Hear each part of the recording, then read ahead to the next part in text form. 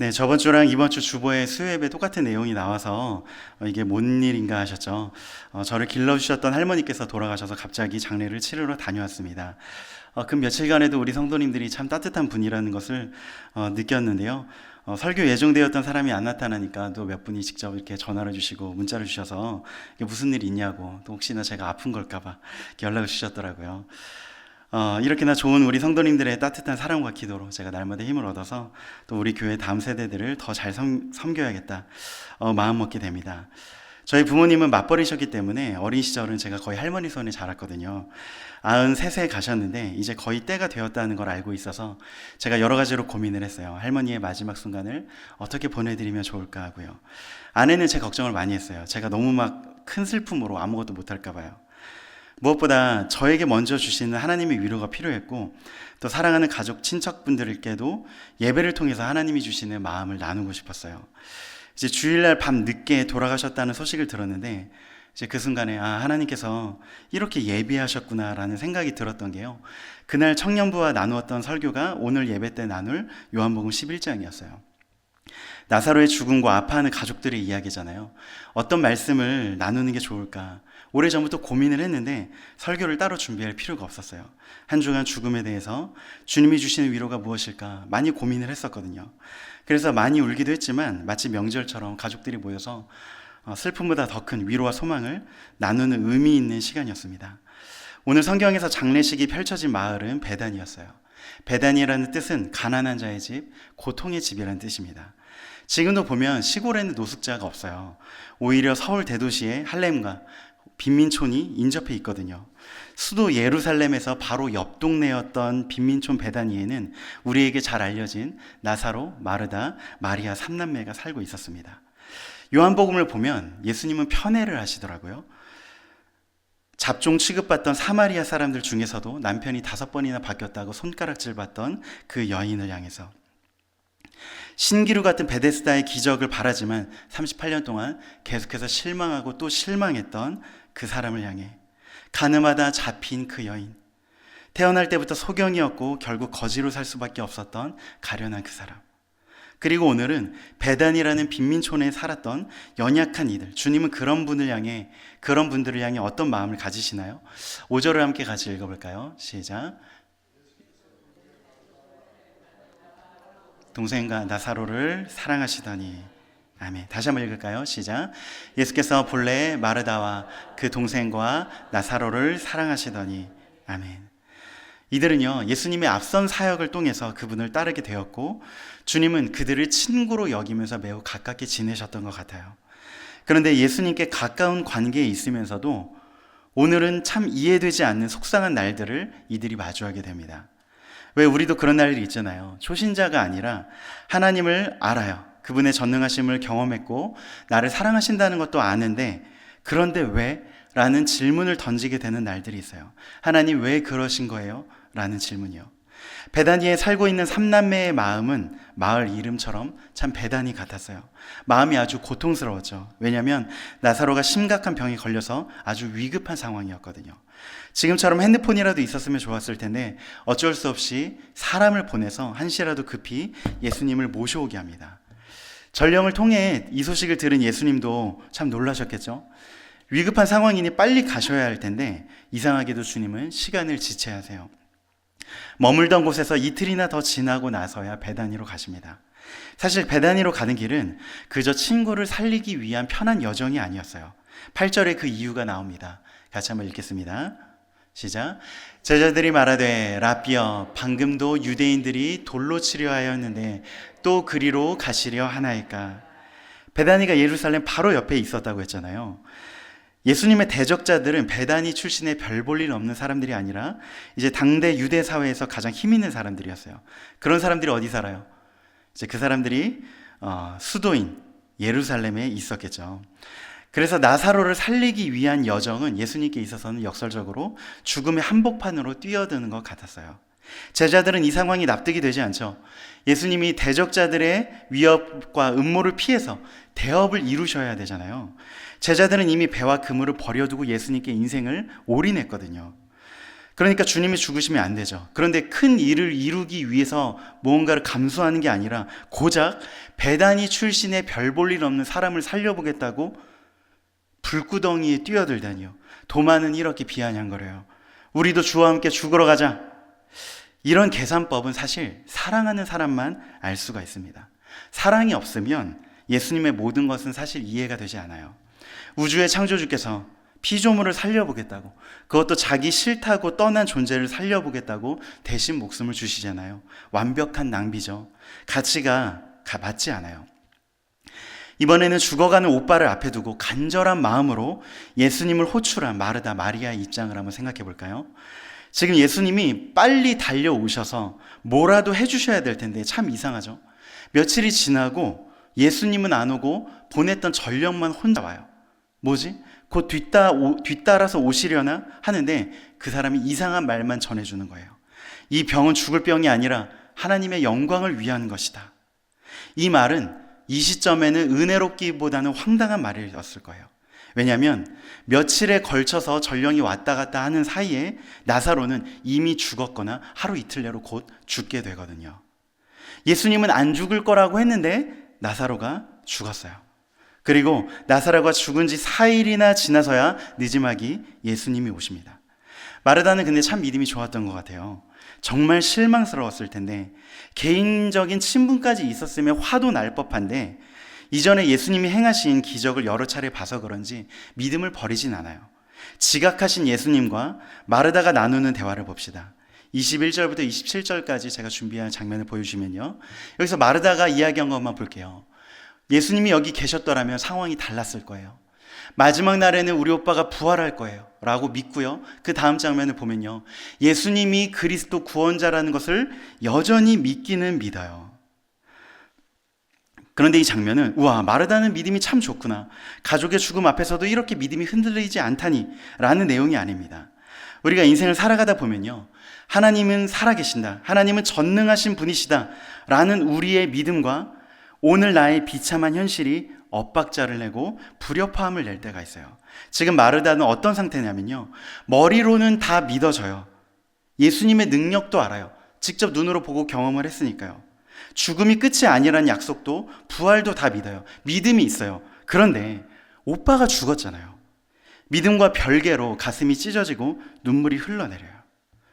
마르다는 저와 여러분들처럼 착하고 순한 사람이었나 봐요. 저도 감히 하나님께 뭔가를 따져가면서 하는 기도를 많이 못 해봤거든요. 마르다가 감히 하지 못한 이야기에는 그녀의 진심이 숨겨져 있어요. 다시 한번 제가 준비한 말씀을 보여주시면요, 주께서 여기 계셨더라면 여기에는 어떤 마음이 있겠어요? 예수님, 왜 그때 바로 안 오신 거예요? 예수님이 바로 달려오셨으면 우리 오빠 안 죽을 수 있었잖아요. 다른 사람의 병은 고쳐주셨는데, 심지어 직접 가지 않으시고도 말씀만 하셔도 나을 수가 있는데 왜 우리 오빠는 죽게 내버려 두신 거예요? 24절도요. 마지막 날에 부활할 거 알죠? 근데 뒤에 빠진 말이 뭐예요? 하지만 지금은 아니잖아요. 우리 오빠는 너무 일찍 죽었잖아요. 제가 성도님들과 여러 장례를 다니잖아요. 그러면 돌아가신 분이 몇 살 즈음에 가셨냐에 따라서 분위기가 많이 달라요. 이번에 저희 할머니처럼 80, 90이 되시면 아, 가셨구나, 슬프지만 받아들여요. 그런데 저처럼 40대, 50대 정도만 돼도 굉장히 비통합니다. 그런데 죽은 사람이 청소년이나 초등학생이면 그 자리에서 말 한마디 꺼낼 수가 없거든요. 마지막 때 말고 지금 여기서 떠나보내기에는 나사로가 그렇게 나이가 많지 않았어요. 마지막 27절은 어때요? 주님이 그리스도 구원자시라는 걸 믿죠? 봤으니까요. 그런데 구원자이신 주님, 왜 우리 오빠는 구해주시지 않으셨나요? 이런 마음이 들지 않았겠어요? 예전에 제가 3번째 수술을 앞두고 밤이 늦도록 잠이 오지 않던 밤에 아내와 대화를 나누면서 같은 맥락으로 이야기를 한 적이 있었어요. 저도 마음이 심란하고 여러 생각을 하는데 아내가 훌쩍거리면서 우니까 제가 이제 토닥여주면서 왜 그래 이야기를 하죠. 저희 아내는 모태신앙이었어요. 하지만 예수님을 제대로 만난 것은 이제 20대 중후반에 자기가 사업을 하다가 어려워져서 그 어려움을 겪으면서 하나님을 인격적으로 만난 거예요.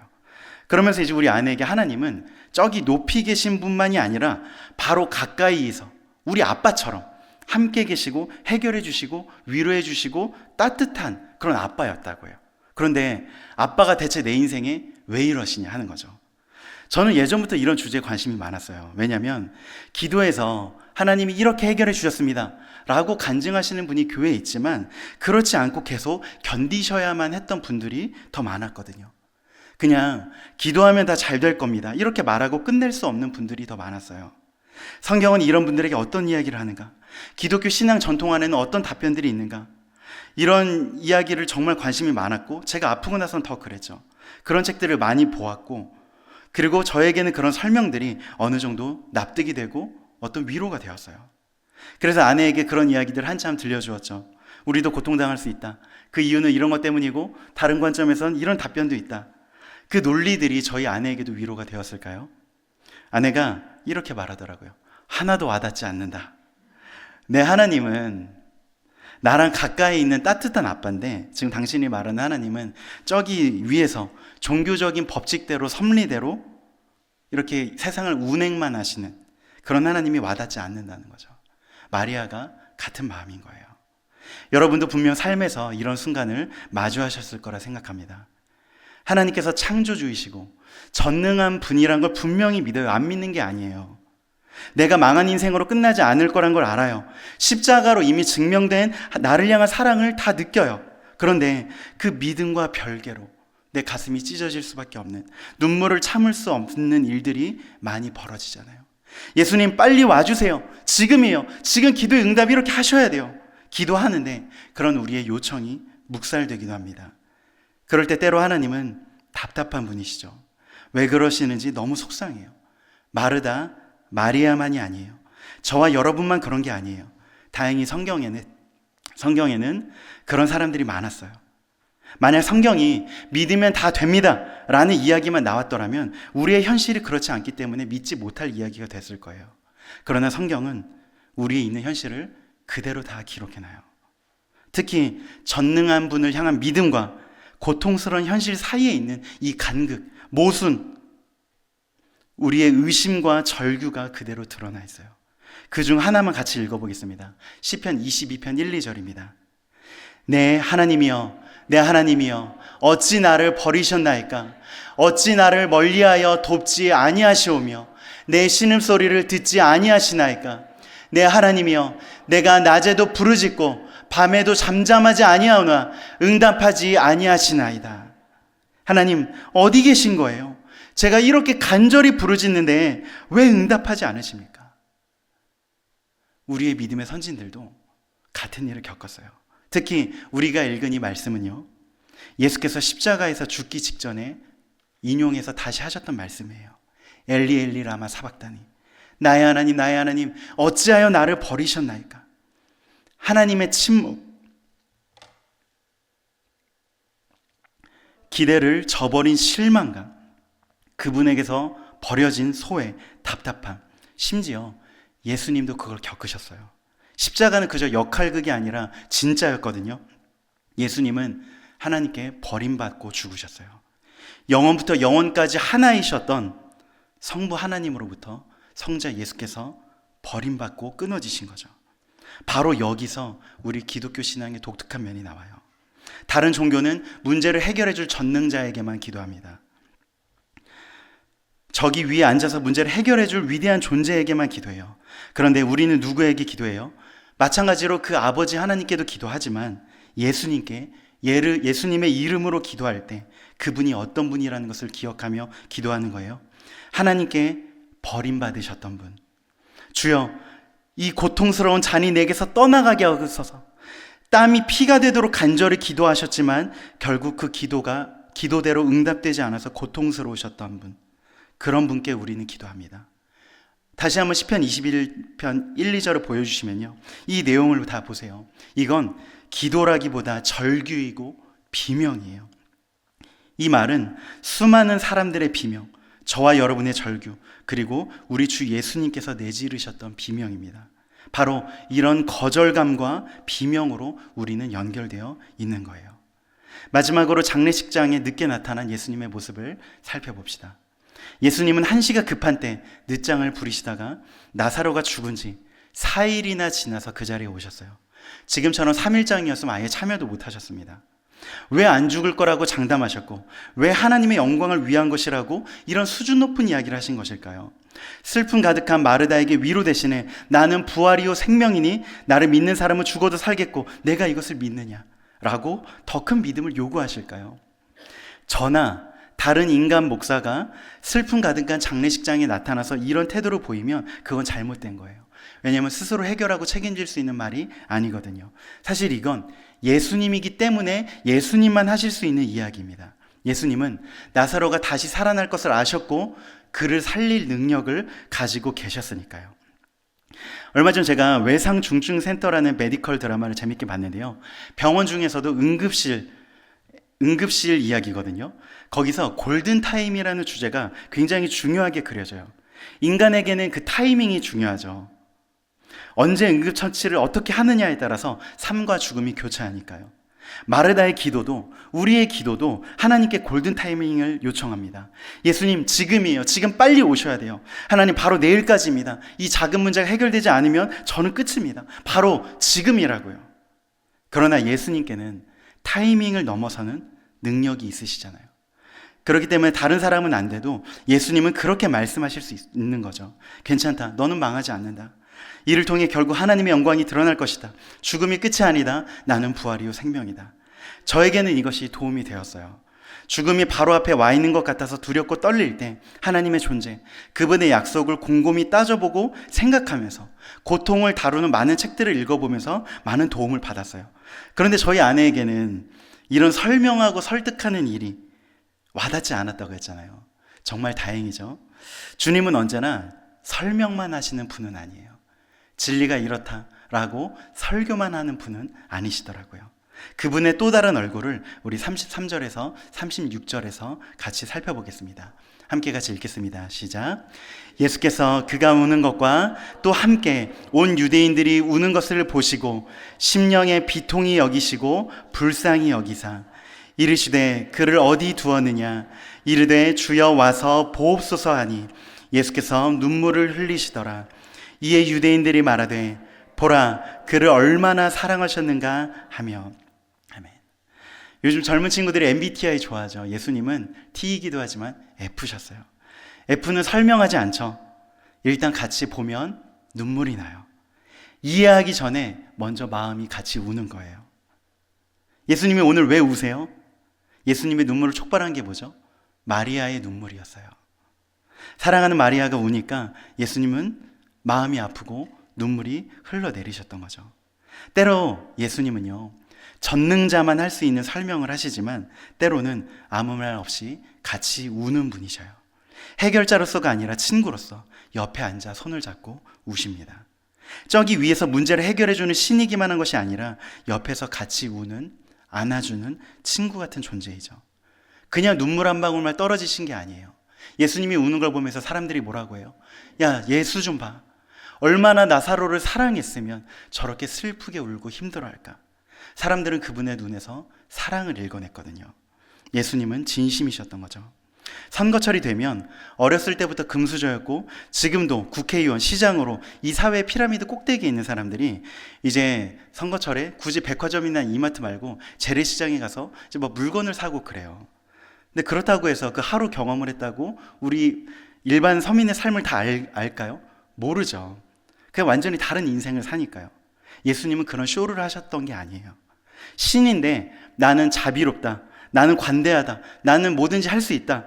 그래서 내가 너희들의 마음을 헤아려 보려고 노력할게. 뭐 그런 게 아니에요. 그분은 우리처럼 되신 게 아니라 우리와 똑같은 존재로 사셨어요. 그분은 가난하셨어요. 여우도 굴이 있고 공중의 새도 거처가 있는데 나는 머리 둘 곳조차 없다. 집 없는 떠돌이셨다는 거죠. 그분은 가까운 사람에게 배신당하셨어요. 가족보다 더 가깝게 3년 동안 동고동락한 최측근 제자에게 배반당하셨죠. 그분은 걱정도 없이 그냥 잘 먹고 잘 살지 않으셨어요. 그분의 인생이 계속 고뇌셨고 땀이 피가 되도록 기도해야 할 수밖에 없는 인생을 사셨죠. 이사야는 이렇게 말합니다. 그는 멸시를 받아 사람들에게 버림받았으며 고통을 많이 겪었고 질고를 아는 자라. 예수님의 전문 분야는 고통이고 세상에서 그분과 가장 가까이에 있는 자들은 성공의 탄탄대로만 걸어간 자들이 아니었어요. 예전의 왕과 황제들, 로마의 황제, 이집트의 왕은 내가 신과 함께 있는 존재다라고 해서 나를 표현할 때 늘 우리라고 했어요. 하지만 하나님은 웃으셨겠죠. 나는 거기 있지 않고 가장 밑바닥에서 눈물을 흘리고 고통당하는 자와 함께 있다. 그래서 이렇게 말씀하시잖아요. 너희 중에 작은 자 가운데 하나에게 한 것이 곧 나에게 한 것이다. 그분은 연약한 자들과 동일시하는 분이셔요. 저도 그런 것들을 겪어봤습니다. 제가 아플 때 가장 큰 위로를 받았던 친구는요, 저랑 같이 동반 입대하고 신학을 시작했었는데 한창 건강한 20대 때 B형 간염과 폐렴을 심하게 앓아서 저보다 학교 졸업이나 안수를 몇 년 늦게 받았던 친구였어요. 그런데 그 고통을 아는 친구가 제 고통에 가장 같이 아파해주고 가장 간절하게 기도를 해주더라고요. 같은 일을 겪어본 사람이 같은 마음으로 위로하는 것은 정말 강력한 위로가 됩니다. 그리고 우리 예수님은 그런 분이셨어요. 오늘 설교의 제목을 저는 아프냐? 나도 아프다 라고 잡아보았는데요. 이거 어디 나오는 대사인지 아세요? 네, 예전에 다모라는 드라마가 있었는데 이제 왕이 있어요. 왕이 있고 저기 나오는 여자 주인공은 노비예요. 관비예요. 신분의 격차가 어마어마하잖아요.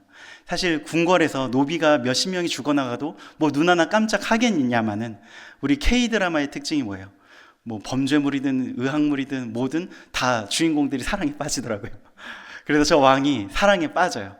그러니까 이 대사가 나오는 거예요. 아프냐? 예, 나도 아프다. 사랑하니까 같이 아픈 거죠. 이게 바로 우리 주님의 마음이시죠. 전능자이시기만 하면 어차피 모든 문제를 해결하실 거니까 그렇다고 말씀만 해주시면 끝이에요. 그러나 그분은 우리를 사랑하시거든요. 사랑하시기 때문에 아프셔요. 깨어지고 망가진 이 세상에 여러분과 우리네 인생에 얼마나 많은 아픔이 있어요. 그래서 마지막 승리 때까지 주님은 계속해서 나도 아프다 말씀하시며 눈물을 흘리는 분이십니다. 기독교의 소망은요, 우리로부터 나오는 게 아니라 하나님께로부터 나와요. 우리가 세게 믿고 내가 얼마나 금식을 오래 하고 기도를 했느냐, 여기로부터 나오는 게 아니라요, 예수님이 어떤 분이시냐, 예수님이 우리를 위해서 어떤 일을 하셨는가로부터 나옵니다. 우리에게 달려있으면 기약이 없지만 주님께로부터 오기 때문에 확실하죠. 그리고 저는 기독교가 다른 어떤 종교와 비교할 수 없는 강력한 위로가 주어진다고 믿어요. 왜냐하면 주님이 우리 위에 계신 분이시자 우리 곁에 계신 분이시기 때문입니다. 주님, 이때예요. 주님, 이렇게 해결해 주셔야 돼요. 우리가 하나님께 한계선을 그어 놓으려고 해도 인간의 최선을 넘어, 인간의 골든 타이밍을 넘어 나는 부활이요 생명이다 라고 책임감 있게 선언할 수 있는 분. 동시에 우리의 눈물만 보고서도 구구절절히 다 말하지 않고 그저 주여 라고 하기만 해도 이미 우리와 함께 우는 분이시기 때문이에요. 원치 않는 깊은 어둠의 골짜기를 지날 때 주님의 말씀을 붙잡고 믿음으로 잘 이겨내시는 분들께는 복이 있습니다. 동시에 예수님 이때예요. 아빠 저에게 왜 이러시는 거예요? 라고 절규하며 의심과 고통의 눈물을 흘리는 분들께도 복이 있습니다. 주님이 이 모두의 하나님이시기 때문입니다. 주님이 이 모두를 겪으셨고 아시기 때문입니다. 타종교에는 의심이 자리할 곳이 없어요. 물리쳐야 할 적이기만 합니다. 그러나 하나님 아버지의 넓은 품 안에는, 우리와 똑같은 인생을 사셨던 예수님 안에는 우리의 믿음 없음과 의심과 연약함까지도 포용하는 자리가 있어요. 여러분, 멀어지지만 마십시오. 좋은 날에는 주님 안에서 기뻐하고 슬픈 날에는 내 옆에서 울고 계신 분과 함께 우십시오. 예수님께로부터 오는, 오직 예수님으로부터만 올 수 있는 이 참된 위로와 소망이 여러분에게 주어지길 기도합니다.